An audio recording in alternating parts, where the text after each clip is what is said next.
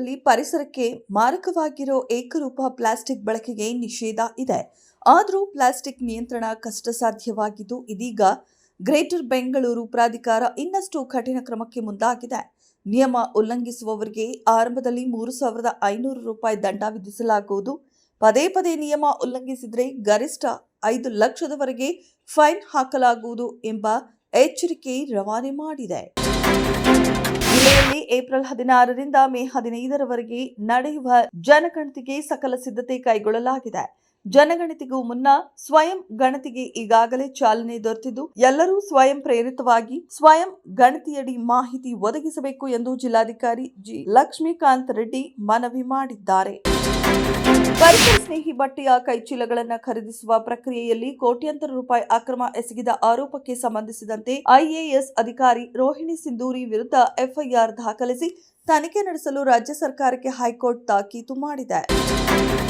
America, Israel ಹಾಗೂ Iran ಯುದ್ಧದ ಪರಿಣಾಮ ರಾಜಧಾನಿ ಬೆಂಗಳೂರು ಸೇರಿದಂತೆ ರಾಜ್ಯದ ವಿವಿಧೆಡೆ ಆಟೋ ಎಲ್ಪಿಜಿ ಕೊರತೆ ತೀವ್ರಗೊಂಡಿದೆ. ಬೆಂಗಳೂರಿನಲ್ಲಿ ಪ್ರತಿ ಆಟೋ ಗ್ಯಾಸ್ ಪೆಟ್ರೋಲ್ ಬಂಕ್ಗಳ ಮುಂದೆ ನೂರಾರು ಆಟೋಗಳು ಸರತಿ ಸಾಲಿನಲ್ಲಿ ನಿಂತಿರುವ ದೃಶ್ಯ ಕಂಡುಬರುತ್ತಿದೆ. ಟೆಲಿಕಾಂ ಸಿಟಿ ಬೆಂಗಳೂರಿನಲ್ಲಿ ಇಂದು ವಾಯು ಗುಣಮಟ್ಟ ಸೂಚ್ಯಂಕ 58ರಿಂದ 95ರ ನಡುವೆ ದಾಖಲಾಗಿದ್ದು, ಇದನ್ನು ಸಾಧಾರಣ ಅಥವಾ ತೃಪ್ತಿಕರ ವರ್ಗಕ್ಕೆ ಸೇರಿಸಲಾಗಿದೆ ಎಂದು ಹವಾಮಾನ ಇಲಾಖೆ ತಿಳಿಸಿದೆ. ನಗರದ ಕೆಲವು ಭಾಗಗಳಾದ ಬಿಟಿಎಂ ಲೇಔಟ್ ಮತ್ತು ಎಲೆಕ್ಟ್ರಾನಿಕ್ ಸಿಟಿಗಳಲ್ಲಿ ಮಾಲಿನ್ಯದ ಪ್ರಮಾಣ ಸ್ವಲ್ಪ ಹೆಚ್ಚಾಗಿ ಎಕ್ಯೂಐ 100ರ ಗಡಿಯನ್ನ ದಾಟಿದೆ. ರಾಷ್ಟ್ರಪತಿಗಳು ರಾಜ್ಯಕ್ಕೆ ಆಗಮಿಸಿದ ವೇಳೆ ಬೆಂಗಳೂರು ಐತಿಹಾಸಿಕ ಕರಗದ ಬಗ್ಗೆ ಪ್ರೀತಿ ವ್ಯಕ್ತಪಡಿಸಿದ್ದಾರೆ. ಕರಗ ಸಮಿತಿಯ ಅಧ್ಯಕ್ಷರನ್ನ ಕರೆಸಿಕೊಂಡು ರಾಷ್ಟ್ರಪತಿ ದ್ರೌಪದಿ ಮುರ್ಮು ಅವರು ಮಾತನಾಡಿದ್ದಾರೆ.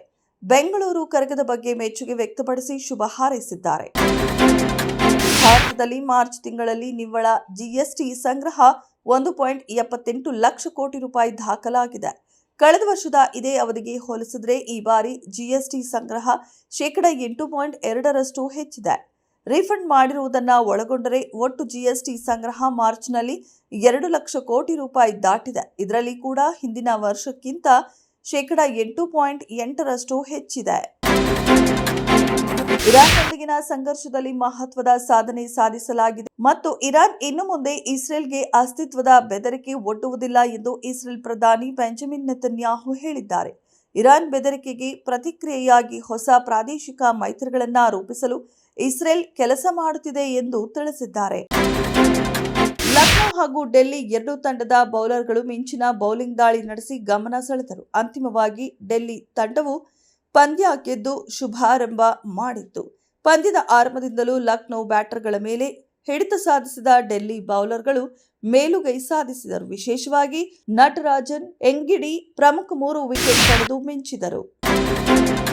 ಮರಾಠ ಸಾಮ್ರಾಜ್ಯದ ಸಂಸ್ಥಾಪಕ, ಭಾರತದ ಶ್ರೇಷ್ಠ ಯೋಧ ರಾಜ ಛತ್ರಪತಿ ಶಿವಾಜಿ ಮಹಾರಾಜರ ಜೀವನ ಆಧಾರಿತ ಬಹುನಿರೀಕ್ಷಿತ ರಾಜ ಶಿವಾಜಿ ಸಿನಿಮಾದ ಟೀಸರ್ ಇತ್ತೀಚೆಗಷ್ಟೇ ಬಿಡುಗಡೆಯಾಗಿದೆ.